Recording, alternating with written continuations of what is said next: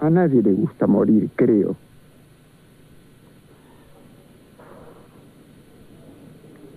Pero creo que hay que esperar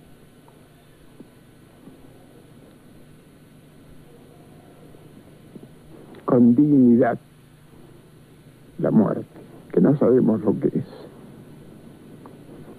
Nadie sabe lo que es el otro mundo, nadie. Hay tratados de teología de este tamaño para demostrar que Dios existe a pesar del mal. Y hay tratados de este tamaño para demostrar lo contrario. Yo no creo en esos tratados, me aburren además. Nunca pude leer a Santo Tomás de Aquino. Prefiero leer una buena novela de un gran escritor, donde están las grandes verdades, incluso el problema de Dios. Es decir, en el fondo soy un espíritu religioso, no eclesiástico, soy enemigo de las iglesias constituidas, del establishment. Soy odiado por los altos prelados de la Argentina. Me consideran un zurdo, un izquierdista, un comunista. Y los comunistas me consideran un reaccionario porque hablo de Cristo y porque hablo de que la vida es sagrada y la muerte es misteriosa y también sagrada. Y bueno, yo digo lo que se me da la realísima gana. Y se acabó.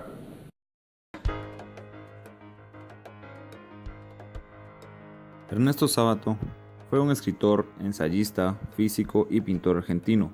Nació el 24 de junio de 1911 en Rojas, Argentina, y falleció el 30 de abril del 2011 en Santos Lugares.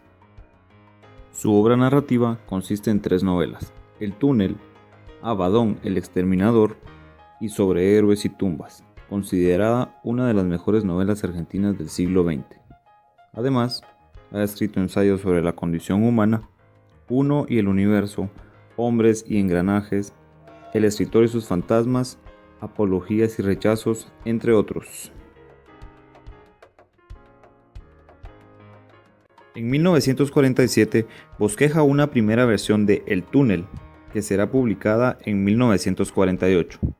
En los años siguientes, sus novelas y ensayos son traducidos a diversos idiomas y adaptados al cine. Algunos de sus escritos son realmente polémicos, lo que le trae muchos problemas a su carrera literaria. Es en 1961 cuando publica su segunda novela, Sobre héroes y tumbas, que tendrá un resonante éxito y le dará renombre internacional. Se doctoró en física e inició una prometedora carrera como investigador científico en París, donde había ido becado para trabajar en el famoso laboratorio Curie. Pero cuando descubrió el poder de las palabras, se entregó por completo a la literatura. Comienza a escribir sus ensayos, donde critica duramente a la ciencia, el racionalismo y el fetichismo tecnocrático.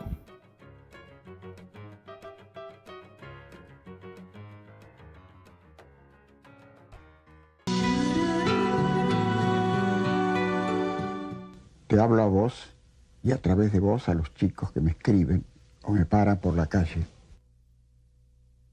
No quiero morirme sin decirle estas palabras. Tengo fe en ustedes. No podemos hundirnos en la depresión porque es de alguna manera un lujo que no pueden darse los padres de los chiquitos que se mueren de hambre. Y no es posible que nos encerremos cada vez con más seguridades en nuestras casas. Tenemos que abrirnos al mundo. No considerar que el desastre está afuera, sino que arde como una fogata en el propio comedor de nuestras casas. Es la vida y nuestra tierra los que están en peligro. Sí, muchachos, la vida del mundo hay que tomarlo como la tarea propia y salir a defenderla. Es nuestra misión. Por eso te hablo con el deseo de generar en vos no solo la provocación, sino también el convencimiento. Son muchos los que en medio de la tempestad continúan luchando, ofreciendo su tiempo y hasta su propia vida por el otro, en las calles, en las cárceles, en las villas miserias, en los hospitales. Les propongo entonces, con la gravedad de las palabras finales de mi vida, que nos abracemos en un compromiso, salgamos a los espacios abiertos, arriesguémonos por el otro, esperemos con quienes extienden sus brazos, que una nueva ola de la historia nos levante. A ver, ¿qué hacemos? ¿A dónde vamos? Y va a ser un cambio, va a ser hecho por la juventud.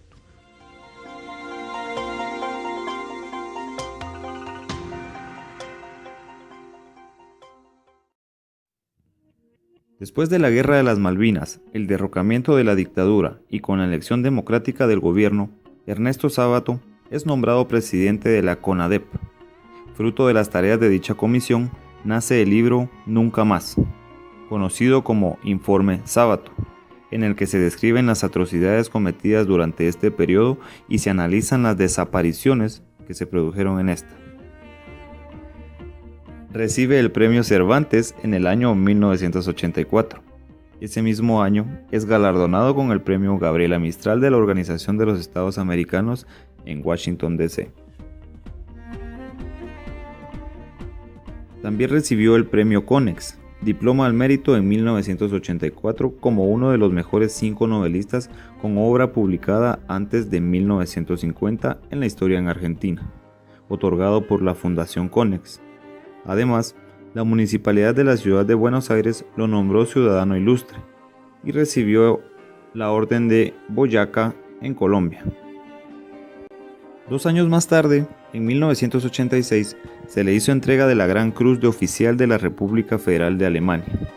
En 1989 se le concedió el Premio Jerusalén en Israel y fue nombrado doctor honoris causa por la Universidad de Murcia, en 1991 por la Universidad de Rosario y la Universidad de San Luis, y en 1995 por parte de la Universidad de Turín en Italia. Sobre el hombre de nuestro tiempo y sobre lo que debe ser el planteamiento de la actitud del hombre ante el reto de la época. Sí, efectivamente, todo lo que yo he escrito, tanto en la novela como en el ensayo, es a propósito de la crisis del hombre de hoy, en cuya crisis yo he participado carnalmente, porque viví, como le digo, a la ciencia, hasta las fronteras mismas. Yo terminé mis estudios en París, volví a la Argentina y enseñé, hice trabajos de radiaciones atómicas y enseñé teoría de Einstein, teoría de la relatividad en los cursos del doctorado. Así que llegué hasta las fronteras de la ciencia y me aterró. Yo estaba en París cuando la escisión del átomo de uranio, en el año 38, acontecimiento histórico que dividió a la humanidad en dos, puesto que de ahí salió la bomba atómica. Me aterró, filosóficamente hablando, este momento. Ahí es cuando empecé a comprender que la física iba a dominar el mundo y que la tecnología iba a arrasar con el hombre. Esto comenzó en el Renacimiento con la ciencia positiva. La ciencia positiva y la técnica permitió al hombre esta aventura prometeica, la conquista del mundo y la conquista de las cosas, el mundo natural, el mundo externo, pero a un precio paradójico y trágico. El hombre conquistó el mundo de las cosas, pero con un gran riesgo para su alma, ha terminado por cosificarse. Él mismo se transformó en cosa. En las civilizaciones más avanzadas, técnicamente más avanzadas, como la norteamericana y como la rusa, ahí se ve palmariamente. Los jóvenes norteamericanos no se han sublevado por mejores salarios, y esto prueba que la crisis nuestra es una crisis espiritual y no económica. Se sublevaron contra el mundo tecnológico y tecnolátrico, la idolatría de la técnica. Contra eso tenemos que reaccionar. En esa época yo empecé a pensar mucho en esto. Y creí, y lo sigo creyendo, que el arte, de todas las actividades del espíritu humano, es la única que permite no solo la expresión de esta crisis total del hombre del siglo XX, pues es una crisis total, sino tal vez la única o una de las dos posibilidades de salvación del hombre. Porque en el arte el hombre está totalmente. La novela, por ejemplo, tiene ideas, eso pertenece al mundo racional, como la ciencia, como la filosofía. Pero en el otro extremo tiene símbolos, mitos, pasiones, y el hombre es la totalidad, esa integridad. Así que la novela, particularmente la novela, es la que permite a la vez la expresión de la crisis y una de las tentativas de la salvación del hombre en esta crisis. Eso lo creí desde el comienzo, en aquella época, pero lo he ido confirmando con los años. Cada vez más creo en eso. Y ahora el mundo ya está, la crisis está a la vista, el desastre ecológico, la destrucción del hombre. El 21 de diciembre de 1990, en su casa de Santos Lugares, se casó por la iglesia con Matilde Kuzminski-Richter. La ceremonia fue oficiada por los obispos Justo Óscar Laguna y Jorge Casareto. Falleció en su hogar en Santos Lugares durante la madrugada del 30 de abril del 2011, 55 días antes de cumplir 100 años, a causa de una neumonía derivada de una bronquitis que lo aquejaba desde hace algunos meses, y también padecía serios problemas de visión. Creo que hay que resistir. Este ha sido mi lema. Pero hoy, cuántas veces me he preguntado cómo encarnar esta palabra, cómo vivir la resistencia. En un tiempo, el surrealismo fue para mí una manera de la resistencia, como lo había sido el anarquismo y mi militancia en la izquierda.